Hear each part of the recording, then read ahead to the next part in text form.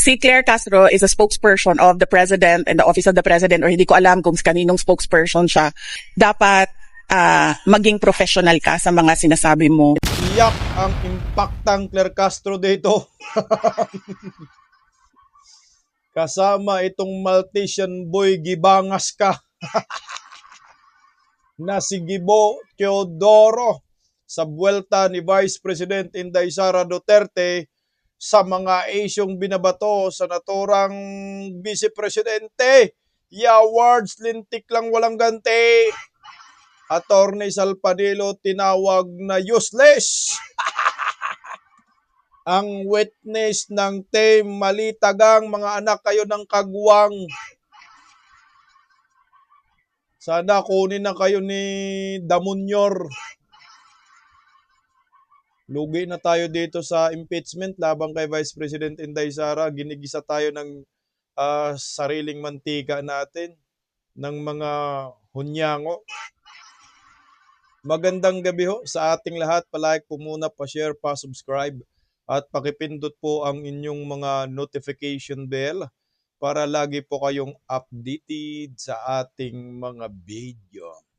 Nakarating na nga po si Vice President Inday Sara Duterte galing ng The Hague, Netherlands sa pagbisita po niya kay former President Duterte, na umaasa po tayong makakauwi na si Tatay Digong pag na-dismantle na po itong hinayupak na impaktang Claire Castro ICC.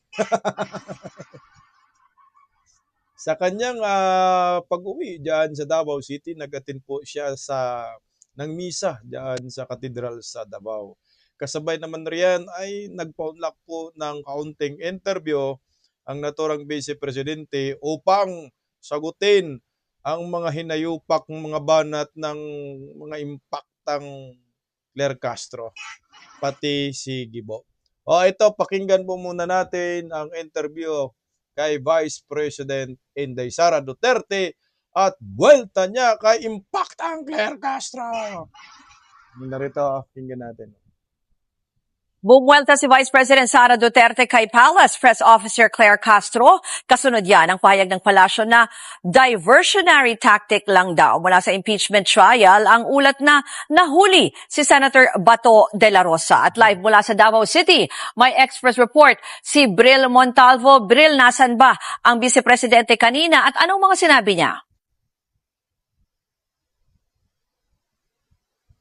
Ruth, sinagot ni Vice President Sara Duterte ang mga patutsyada ni Palace Press Officer Claire Castro. Kabilang dyan ang sinabi ng palasyo na panggulo lang sa impeachment trial ang ulat na naaresto na ang nagtatagong si Senator Bato de la Rosa. Buwelta ni VP Sara, hindi na kailangang guluhin pa ang trial dahil simulat sa poll pa lang daw magulo na ito. Sinabi yan ni VP Sara sa ambush interview matapos dumalo sa Thanksgiving Mass sa San Pedro Church sa Davao City para sa pagdiriwang ng Kadayawan Festival. Pakinggan natin ang pahayag ni VP Sara. I don't think kailangan guluhin ang impeachment. Napaka-klaro naman yung bending the law dyan sa impeachment na yan simula pa sa House of Representatives. Tama ka dyan, Day. Bindalo tulpok. At saka, bakit diversionary tactics? Kayo nga may pautot niyan eh. Sinisi nyo pa kay Vice President Inday Sara. Meron kayong mensahero eh.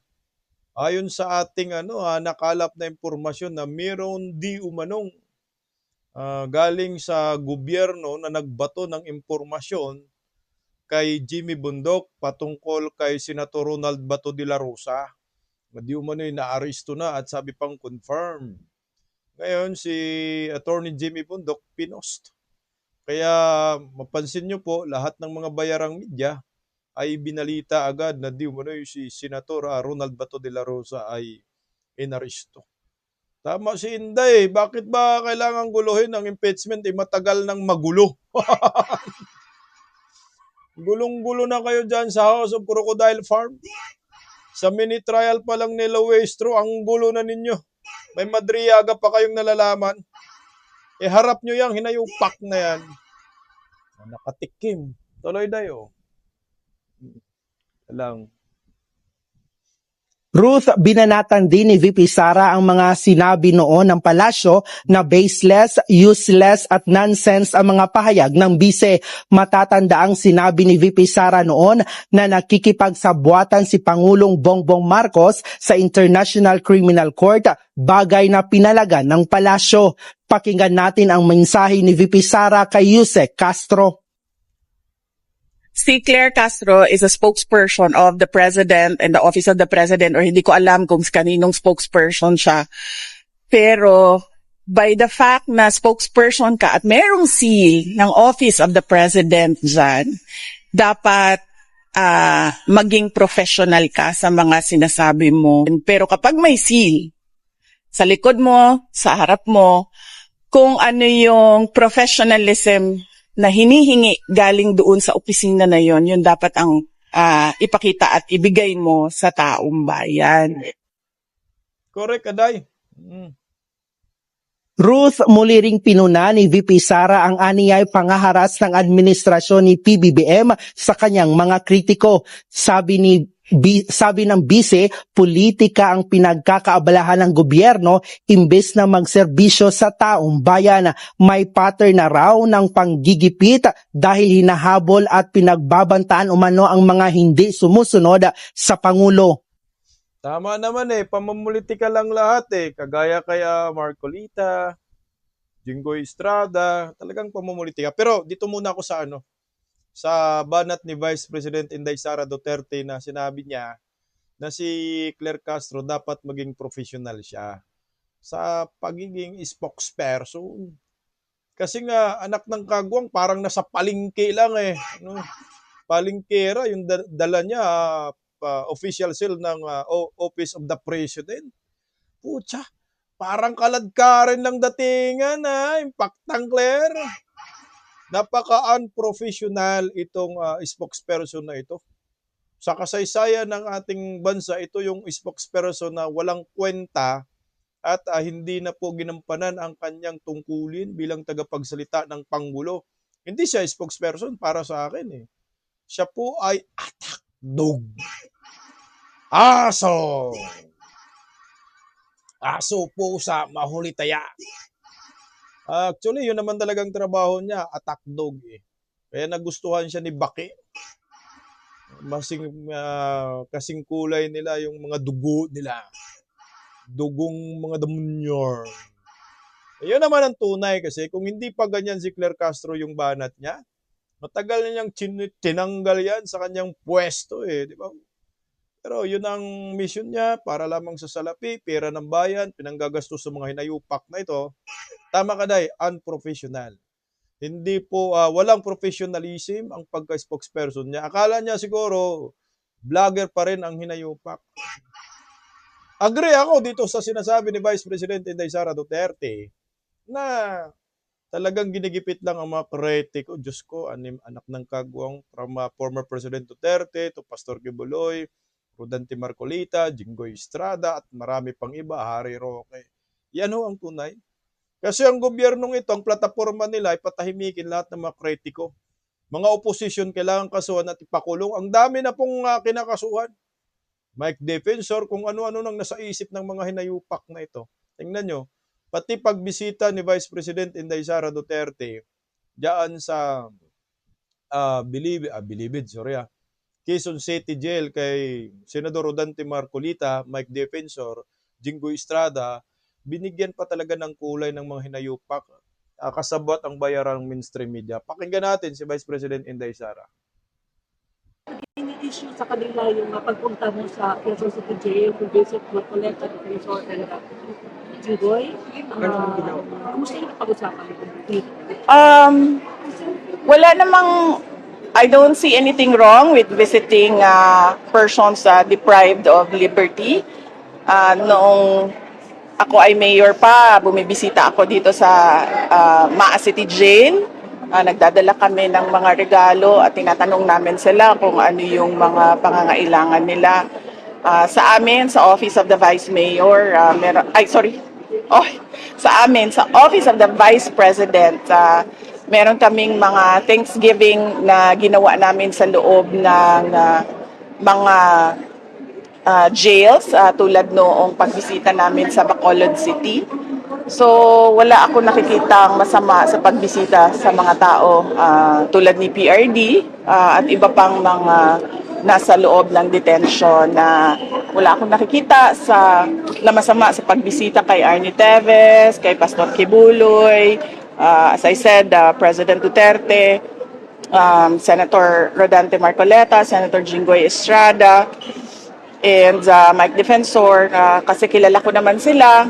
And I think kaibigan ko sila. Hindi ko lang alam kung kaibigan nila ako, pero sa tingin ko naman kaibigan ko sila. And dapat tayo magpakita ng empathy sa mga tao and sympathy sa mga tao na deprived of liberty. Kasi I can only imagine hindi yung physical na prison, but yung hindi ka na malaya na magawa kung ano yung mga normal at ordinaryong ginagawa mo sa buhay. So, let's give sympathy and empathy sa mga PDLs. Ano yung napag-usapan niyo, VP? Pinayuhan niyo? Stop muna tayo dyan. Alam niyo po kasi, itong mga Duterte, tumatanaw po talaga yan ng utang na loob. Unlike dito sa mga Marcoses, mga traidor. Ang kakapal ng mga mukha. Yan ang tunay. Si Inday Sara, merong simpatiya. Siyempre, yung mga yan alam niya na nakukulong, kinulong, kinasuhan dahil sa pagtatanggol sa bayan, pagtatanggol sa mga Duterte na prinsipyo laban sa mga kurakot. Siyempre, matik yan. Ipakita ni Inday Sara na siya ay leader. Ipakita ni Vice President Inday Sara na nandito ako. Hindi ko kayo iiwanan kahit anong mangyayari sa inyo. Sa kabila ng ginagawang kagaguhan ng gobyernong Marcos, narito ho ako bilang inyong sinusuportahan, lalo na kay Pastor Apollo Kibuloy. Mantakin mo, pumayag lang si Pastor Kibuloy na gaguhin ng gobyernong nakatabingi ang panga sa kagagawa ni Bunyeng. Anak kayo ng mga malita kayo. Yan ang tatak Duterte. Merong simpatiya. Merong utang na loob. Hindi traidor, hindi kagaya ng mga Marcos, manhid. Tuloy po, day. Lalo na kay Tatay Digong, tatay niya yan, yawards. Bawal. Kinidnap ninyo, pinadala ninyo sa dahig, natural. Pupunta ng dahig si Inday Sara. Sa yung inaasahan ngayon ni Tatay Digong dahil siya ay vice presidente ng ating bansa. Kahit ba naman ako vice presidente, nandun yung tatay ko. Kinulong ng mga traidor sa bayan sa dahig, pupuntahan ko yan. Walang makakapigil sa akin. Hindi naman illegal yan at hindi naman ipinagbabawal. Tuloy na yun. Wala, ginuupo ako pa'y mo payo kay Senator. Pero, ang sinabi ko lang sa kanila doon ay kung ano yung para sa bayan, yun ang gawin ninyo. VP, may statement sa Secretary Gibo na Ito naman kay Gibo. Maltesian boy. Gibangas ka. Grabe naman daanan ng airport, Gibo. Ito talaga yung legit na traidor si Gibo. Pakinggan natin si Inday Sara sa kanyang buwelta kay Gibo. resign na lang daw yung mga nagtatanggol sa China with regards to West Philippine Sea. Ano yung reaction mo? Yung mga government officials na nagtatanggol daw sa China on West Philippine Sea, mag-resign na lang daw, sabi ni Gibo. Siguro para klaro sa lahat ng mga kababayan natin, dapat pangalanan kung sino yung mga officials na tinutukoy niya na nagde-defend sa China over the West Philippine Sea issue. Kasi hindi pwedeng magbitaw ka ng gano'n na salita, hindi mo naman pangalanan yung mga opisyal. At syempre, suspect, kahit ang presidente natin kasali sa suspect doon kasi walang pangalan, walang listahan ng pangalan. Correct. Pangalanan mo, gibangas kang Gibo. Sus! Ay, si Gibo, yung amo niya, pro-China man din yan. Sige nga, Pasukin nyo yung Maharlika Investment Scam. Malapit sa opisina ni Baki. Tingnan nyo po yung watawat dyan, kung anong watawat nakalagay, China at Pilipinas. Tanungin mo yung sarili mo, Gibo. Kasi Maltesian ka eh. Maltesiang gibangas. Wala kayong karapatan na magsasabi sa mga Pilipino na kayo ay sumusuporta sa China, mga traidor kayo. So traidor si Baki. Bakit? Anak ng kagwang kayo, yung pinakaunang traidor sa bayang ito.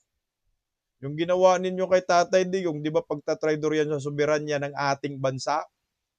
Yung ginawa mo, Maltesian passport ka, itang inumin. Traidor nyo. Si Baki. Daming kaibigan China yan. Chinese. Huwag na tayong magiging hangal. Kung ang pinag-usapan natin soberanya, ang pinakaunang traidor sa soberanya ng Republika ng Pilipinas ay itong amo ninyong nakatabingi ang panga na ginagawa ang lahat ng mga kritiko, oposisyon at former President Rodrigo Roa Duterte. At ngayon, si Vice President Inday Sara Duterte gustong i-convict dyan sa impeachment court, los-los nyo. Malabo yung conviction laban kay Vice President Inday Sara Duterte. Walang mga kwentang mga witnesses. Mga halatang bayad. Kaya nga sabi ni Atty. Salpanilo, kakatapos ng ika-13 impeachment trial labang kay Inday Sara, sabi ni Atty. Salpanilo, useless itong witness ng prosecution na pakiulit nga po. Kindly repeat your question, Your Honor. Tangino, certified public accountant ka, abogado ka pa, yung pala bungol ka pala. Pakinggan po natin si Atty. Salpanilo. Sinabi ni Atty. Salpanilo, useless. Ito, narito, pakinggan natin. O hindi ba inamin niya na, pati ngayon, yung ngayon din, kasi both witnesses have already admitted na preliminary lang yung findings ng audit, recommendatory. Which means, pag yun ang inamin mo, lahat na ipipresent mo dyan to prove the so-called irregularity, wala na, patay na. Kasi, in other words, you have no basis to sue the Vice President because hindi pa nga final whether, kasi supposedly dapat, ididemanda mo yung isang tao kung meron ng final decision na irregular yung ginawa mo. Kaya you have to be accountable and you have to be prosecuted. Inamin na nga nilang wala eh. So lahat ng mga tanong, lahat ng mga testigo ipipresenta nila, useless na lahat. They're wasting our time, in other words. Unang-una, using your common sense, talagang pag sinabing confidential, since all of them are admitting na hindi dapat ipaalam. Kasi nang manganganib ang buhay ng mga informant, talagang aliases ang gagamitin mo. Kaya, hindi ko nga maintindihan. Lalo ako naniniwala na you're just focusing, targeting the Vice President. You're really destroying her by proceeding with this impeachment that has no legal and constitutional basis. Because in Article 1, the basis is nowhere to be found. Why? Hindi nga final eh. So how can you sue the Vice President? Alam mo yung testigo kanina, napaka-invasive. Tinatanong siya, malalaman mo ba kung alias yun o hindi? Di ba ang sagot niya? Hindi sir, kasi wala naman nakalagay doon na alias. Tatanungin kita. Kasi kung ako ang senador, tanungin mo, ganon, hindi mo alam kung ano alias. Kung sinabi ko sa yung McDonald nakalagay doon, hindi mo alam na alias yun? Diba? Common sense eh. Talagang we're wasting our time. Correct ka dyan, Atty. Salpanilo, useless! Sinayang ang pundo ng bayan, sinayang ang oras ng mga Pilipino. Inumin talaga itong mga hinayupak, no? Wala bang abogado na magpapigil dito sa sa bagay yung petition ng depensa na ipatigil itong impeachment trial? Wala na, moot in academic na eh. Kumbaga, ang desisyon dapat yan ay yung impeachment court na lang. So kayong mga senador. So yung mga senador dapat mag-file ng resolution na itigil na po itong useless na impeachment, magulong impeachment labang kay Vice President Inday Sara dahil pure na pamumulitik at paninira lamang ang ginagawa ng mga Team Buhaya. Magkano kaya ang bayad kay Wamil, no? Grabe yan, mga kaluluwa ng Pilipino pag nakakita ng malita, sanglaan na. Sa bagay, ilang buwan na, ilang taon na lang naman yan eh. Isa't kalahati na lang ba? Katapusan na ninyong mga hinayupak kayo. O ito, pakinggan muli natin si Atty. Sal Panelo, dagdag lang sa kanyang buwelta dito sa House Prosecution Team. Ang problema nga kasi, hindi nila tinitingnan yung nature ng pondo. It's confidential nga. Hindi mo talaga po pwede. Like yung mga sinasabi ng kailangan mo na receive, hindi mo kailangan yun. Bakit nga nyo? Kasi nag-acknowledge na nga, ginamit namin to. Pumirma na, nakapirma na. Mhm. Ano ang kailangan mong resibo? Nandun naman yun. Ang tanong ko sa kanila, alam mo ba, nagdududa ka na walang nirentahan na 2 million? Mhm. Bakit? Nakita mo ba na wala? Madali sabi, kung gusto mong sirain sila, puntahan mo. Pag tinanong mo naman, sasabihin sa'yo may nirenta ba kayo? Saan ba yan? Pero even that question, baka mahirapan ka kasi nga, pag tinuro mo yan, malalaman mo na yung style ng gobyerno laban sa mga kalaban ng Estado. Yan ang palagi natin sinasabi, you cannot reveal the method of destroying your enemy because that funds precisely are being used to destroy them. You buy them. You buy the informants. You penetrate. You buy the mga nag-trade doon sa kanila. Pag yun sinabi mo, sira na lahat. Correct. Kaya nga, di ba, there is a circular na sinasabi, yung precept ng defense. Ha? Na hindi mo po pwedeng ilabas lang lahat ng mga yan kasi it involves national security. Yan ang hindi ho maintindihan ng mga prosecution at ng mga ibang senador. Although, siguro naman naiintindihan na, kaya lang nga, bawang target si BP Sara kaya panay kampanya nila. Isa pang abogada dyan, nakayayamot, sobrang nangyabang, kung ano-ano mga pinagsasabi. Maraming mga komentaryo na hindi dapat niya sinasabi. Pwede ba palitan mo na lang siya? Kumuha ka ng law, siya palitan mo. Which is Escudero. I always disagree with Amy Marcos, but this time I will agree, just like, tama siya. Tama yung sinasabi kasi, yung presumption na tinatawag na prima facie, presumption lang yan, you have to destroy that. But that has already been destroyed. You know how? Ano nga yung tinatawag yung unang, ADM ba yun? Ano yun? Oo. Kasi tatlo di ba? Yung isa, and then, notice of suspension, and notice of disallowance. Ano yung una?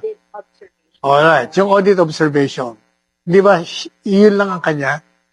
Yung presumption, papasok doon.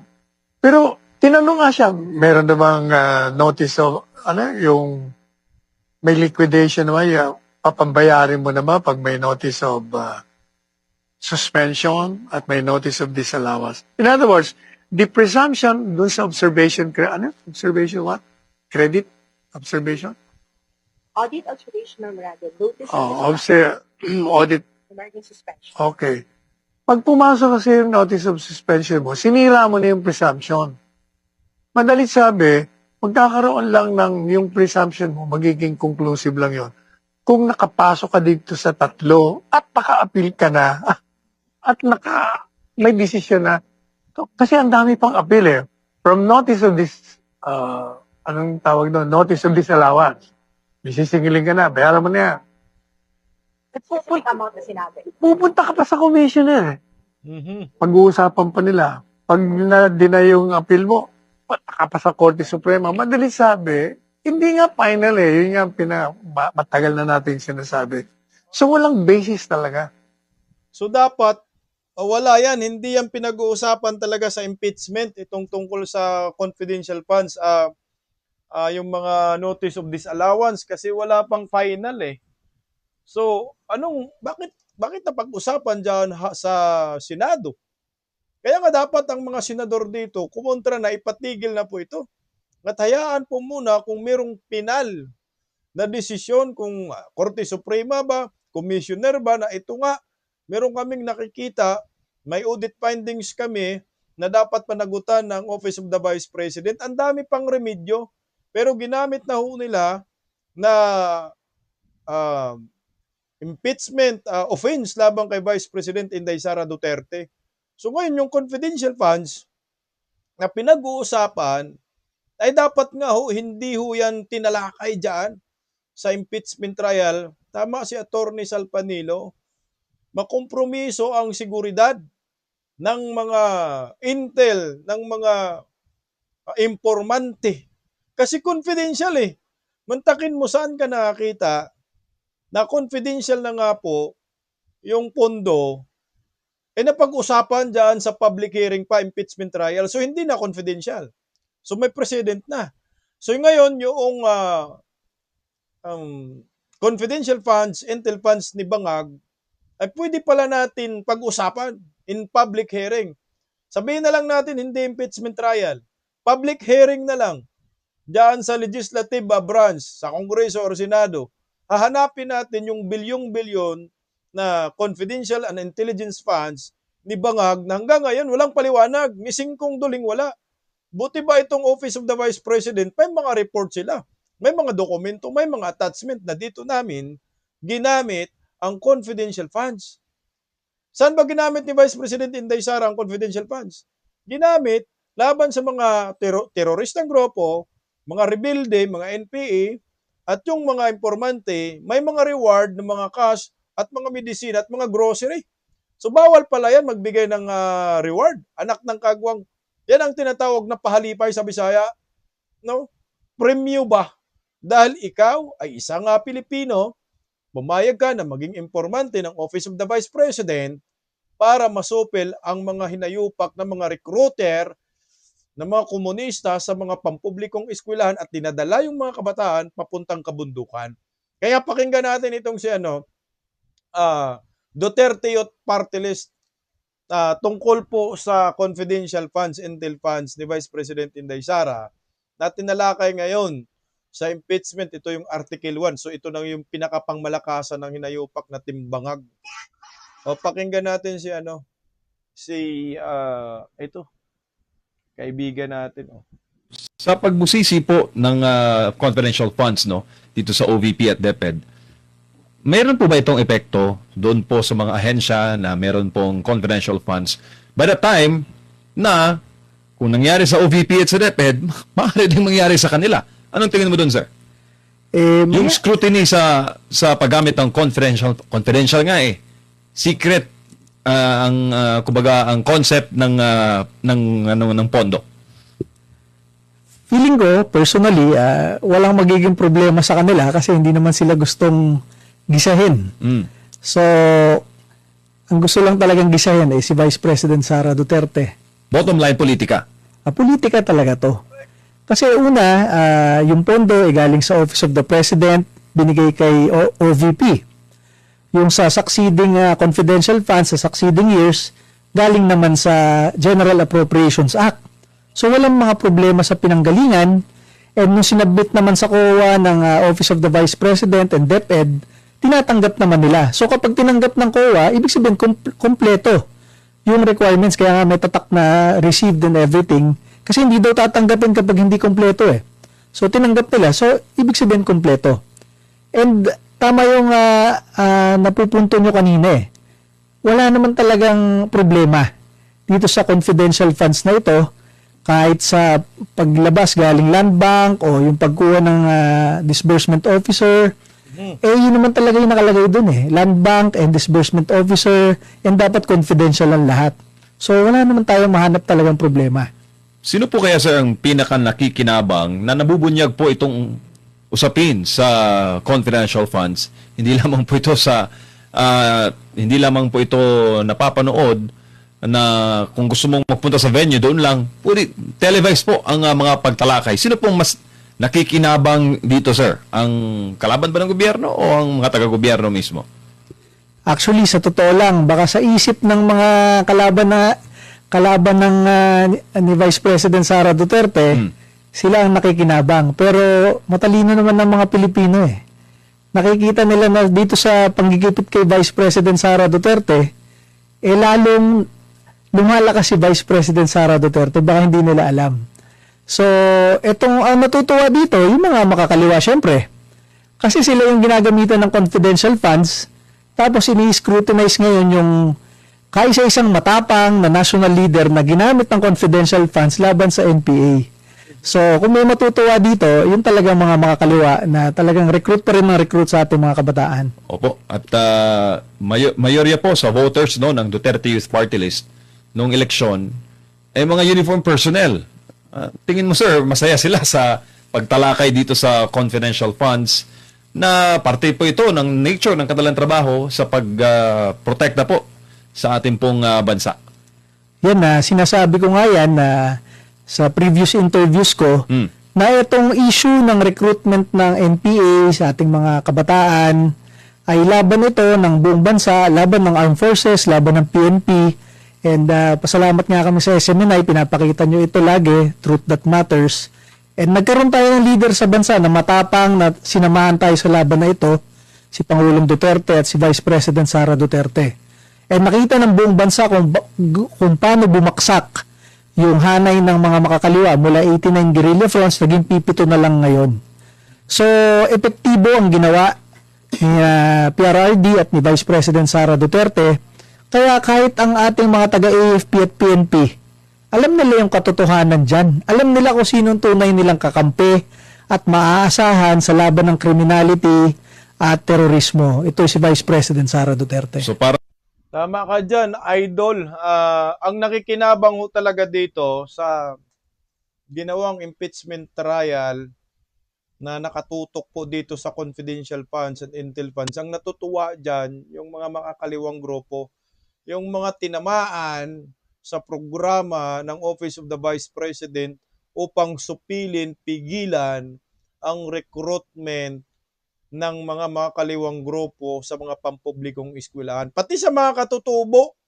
Sa katutubo talaga sila nakaka-penetrate dahil niluloko nila yung mga katutubo eh. Kasi ang tingin siguro nila mga katutubo, ay mga mahina itong mga katutubo. Kaya samantalahin natin yung kanilang kahinaan, mga mahihirap ito. O puntahan natin sila. Lasunin natin ang kanilang mga isip at turuan natin magalit sa gobyerno. Yan lang nakikinabang. Dapat nga dito si Bangag dahil Pangulo ho siya, alam niya na ito ay tatamaan ang national security. Dapat pinatigil niya. Sabihin dapat niya, itigil niyo yan. Yung pagtalakay sa confidential funds, sa intel funds. Ako nagbigay ng pondo niyan. Si Bangag naman talaga. At dumaan sa GAA. Kayo ang nag-approve tapos ngayon kini-question niyo mga hunghang kayo. O di ba kasi sabihin dapat ni Bangag, ako may confidential funds din ako, hindi po pwede. Na baka biglang imbestigahan din yung confidential funds ko, paano na? Kasi may confidential kayo, bilyon-bilyon. Di ba mga buhaya dyan sa Kongreso, Luestro, Chucky Claire? Paano na ho yung confidential funds ni Bangag ng amo ninyong nakatabingi ang panga? So exempted, hindi pag-usapan. Hindi pagdating ng panahon, pag-uusapan natin. O ito, pakinggan po natin yung isang trial lawyer sa kanyang statement na ang sabi niya, wala pong nilabag na batas si Vice President Inday Sara Duterte tungkol po sa Commission on Audit Findings tungkol sa kanyang confidential and intelligence funds. Pakinggan po natin ang kaibigan nating abogado. Yung assessment lang po ninyo doon sa day 13 o itong pagharap ng testigo na si Attorney Roderick Wamil mula sa COA, ano yung inyo pong masasabi po sa kanyang naging mga pahayag? Well, as I have stated before, at the beginning of presentation ni Attorney Wamil, ang tawag ko dito yung mga inaangguluhan, ano. It appears that si Wamil ay umaanggulo para ituro ang liability o na may liability si Sara Duterte, si VP Sara, doon sa sinasabi nilang pagre-release ng mga confidential funds. And that is expected of the prosecution to do. Kaya marami ang mga tao, including ako, ay we got bored of the direct testimony of Wamil because ang inaabangan ng tao dyan is in the cross-examination. At dito sa cross-examination, dito na lumabas yung mga inconsistencies doon sa testimonya ni Wamil na ang talagang ginagawa niya nung umpisa is to, not just to lay down facts, ano? Ang ginagawa niya is to interpret the law. And nung under cross-examination ng depensa at pati ng mga senador, lumabas dito yung mga totoong detalye na bagamat marami silang sinabi, ang bottom line nito is walang nilabag na batas si Sara Duterte doon sa kanyang ginawa. Ang kanilang mga COA findings, ang sinasabing kulang-kulang pa, yung mga sinumiting report, does not necessarily translate to a criminal liability. It may be a basis of an administrative liability dahil kulang yung mga dokumento, pero insofar as criminal liability is concerned, eh wala pa doon. Kung wala ang criminal liability for that, lalong hindi siya magiging impeachable offense or yung betrayal of public trust, kagaya na gustong ipunto dito ng prosecution. Opo, nabanggit po ni Wamil, nasa ilalim daw ng gobyerno o ng COA rules, particular na po doon sa Joint Circular number 2015-01, ang hindi daw pagsumite ng sapat na mga dokumento para i-liquidate yung milyon-milyong pondo ay nagpapakita ng presumption o may sinasabi pa nga prima facie evidence. O ipagpalagay po natin na personal daw na kinabang o ang nakaupong accountable officer. Ano pong tingin po ninyo? Sapat po ba yun, Batayan? That was his interpretation, but under scrutiny, lalo na ng pagtatanong ni presiding officer, Chis Escudero, nilinaw nila dito na yung sinasabi niyang presumption na yan will apply only once the resolution of the COA has become final and executory. Iba kasi yung word na executory, iba yung final. The final is, it only happens kung if it was subjected to judicial review and nagdesisyon ng korte after 15 days na tama ang action nila. And then that's the only time that it becomes final and executory. Yung executory kasi, that means yung decision, automatic yan. Paglabas ng decision, pwede mo nang i-execute. Pero that doesn't mean na final na ito. Hindi na siya po pwedeng baguhin pa. So, sa pagtatanong ni Chis Escudero, lumabas dito na magiging executory lang, may matuturing lang nilang may prima facie once the decision of the COA has become final, which it has not obtained sa panahon na hanggang sa kasalukuyan dahil hindi pa pinal yung resolution na ito ng Commission on Audit. Opo. Ayan na po ha. Trial lawyer na talaga yung nagsasabi na walang nilabag ang Office of the Vice President. At sinong paniwalaan natin dito? Yung mga ensaymada vloggers? O yung mga abogado na totoong eksperto? Alam nyo, ito ha, kung sino man ang dapat managot sa taong bayan, ay walang iba itong King of Flood Control na si WM na tinawag na yawards at bangag sa Davao City. Siya dapat ang managot sa taong bayan dahil 1.9 trillion pesos hinahanap natin sa flood control hanggang ngayon. Nasa na? Ang inumin ng mga yan. Ang tahimik ni French Castro dito. Ang tahimik ni Laila de Saba. Ang tahimik ni Jukno. Ang tahimik ni Chihuahua. Tangina Timalita. Ano na? Kalimutan na lang natin. Grabe pala yung yung ginawa kay Bangag diyan sa Davao. Yung DepEd Davao humingi ng suri. Kasi nga doon man yung chopper ni Bangag sa public school naglanding, alala ho ninyo na nasigawan siyang, Bangag, awards ka. Sana magurgur ka na. Humingi ho ng tawad ang DepEd eh. Tingnan mo, natawa lang ako sa caption, anak ng kagwang. DepEd Davao humingi ng paumanhin kay PBBM matapos tawaging awards at bangag ng mga estudyante. Ang inaming DepEd na yan, tingnan mo. Alam mo, humingi ng tawad, humingi ang DepEd dito kay Bangag. Tangina, kahit naman sino talaga yung ginawa ni Bangag sa kay Inday Sara Tatay Digong sa mga Pilipino, mapamura ka talaga. Sa Bisaya, tungluhon ka talaga. Sinumpa siya dyan eh. Pati magulang daw ng mga estudyante papatawag awards. Ang tindi kasi ng banat ng mga kabataan dito. Isipin mo, galit na galit yung mga estudyante dyan eh. Panoorin muli natin kung paano siya sinumpa.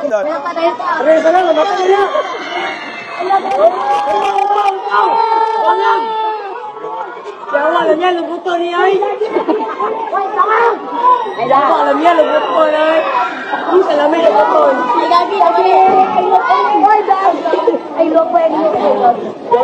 lubuto niya ay. Kaya dali sila, kaya pinari na yung magsili sila.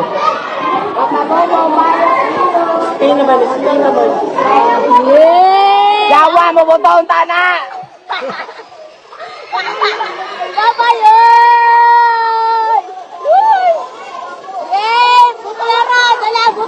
Isa ka boy, mukaping, para nga na makipay na. Kaping, mo ko dito.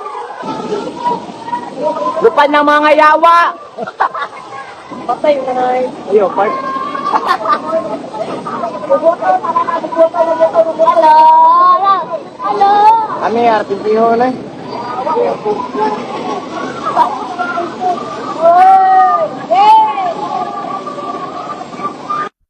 Iyak yung mga iyakin dyan. Sabi kasi ng mga estudyante, lumipat na daw ang mga awards. Kahit pa naman sino, magagalit. Pati ba DepEd, lulo nyo mga DepEd. Ang tawag dyan, freedom of expression at freedom of speech. Yan yung expression nila dahil sa galit nilang nakatabingi ang panga na trinidor si former President Duterte. Gusto lang nila ipabatid. Maramdaman ninyo ang galit. Buti nga, mura lang eh. Itong binato ng durian, sabit sa ilisi. Ayan na nga ho yung buwelta ni Vice President Inday Sara kay Gibo na Maltesian at kay Castro na tinatawag na impaktang Claire Castro ni Mangga. Iyak na naman kayo mga bubonistang tanganista. Basta kami. Wala nang iba. Duterte forever. Mabuhay po tayong mga Pilipino. Magandang gabi ho. Paggising sa umaga, tanghali at gabi, nakikita ko ang post niya, ang hapdi. Paano nga ba to? Di ako makatanggi. Watch ko na lang at isipin ng mabuti. Bisdak Pilipinas. Bisdak, tinig ng katotohanan. Sa bawat blog may laban sa kasinungalingan. Mulat ang mata, gising ang masa. Bisdak Pilipinas, para sa bayan, gumigising sa diwa. Sa likod ng kamera, tapang ang dala, walang sinasanto kung mali ang gawa. Hinay-hinay, pero palaban. Boses ng tao sa digital na labanan. Bisdak, tinig ng katotohanan. Sa bawat vlog may laban sa kasinungalingan. Mulat ang mata, gising ang masa. Bisdak Pilipinas, para sa bayan, gumigising sa diwa.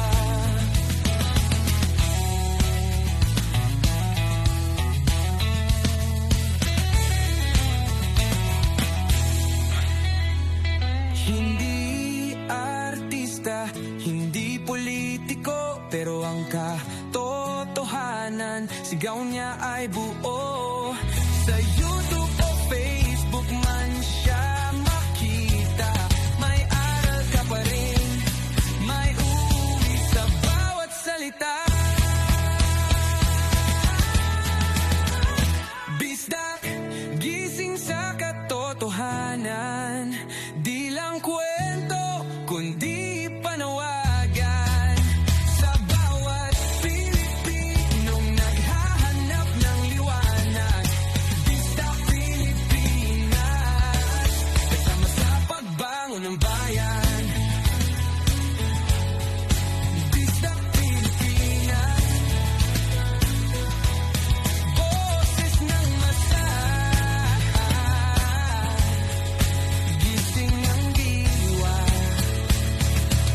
Sa vlog mo, may pag-asa.